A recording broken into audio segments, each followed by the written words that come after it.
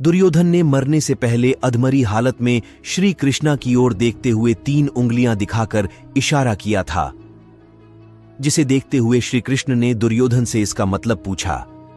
इस पर दुर्योधन ने जवाब देते हुए कहा कि उसने कुरुक्षेत्र में सिर्फ 3 गलतियां की थीं, जिसके कारण वो ये युद्ध हार गया। अगर ये गलतियां ना करता तो जरूर जीत जाता।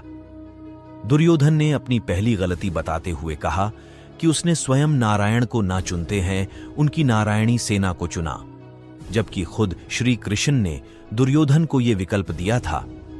अगर दुर्योधन ने श्री कृष्ण को चुना होता तो उसकी जीत सुनिश्चित हो जाती, मगर उसने नारायण को न चुनते हुए उनकी नारायणी सेना को चुना।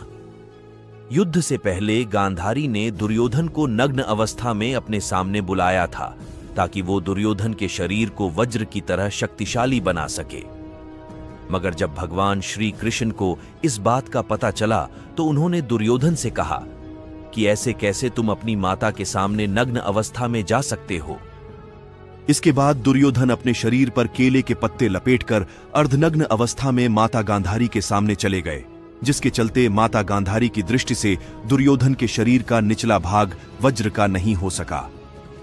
आखिरकार युद्ध में भीम ने दुर्योधन के शरीर के उसी हिस्से पर वार करके उसे मारा जिस हिस्से को उसने केले के पत्ते से ढका हुआ था।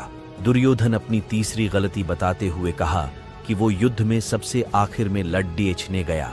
अगर वो पहले ही जाता तो कई बातों को समझ पाता और शायद उसके मित्रों और भाइयों की जान बच जाती।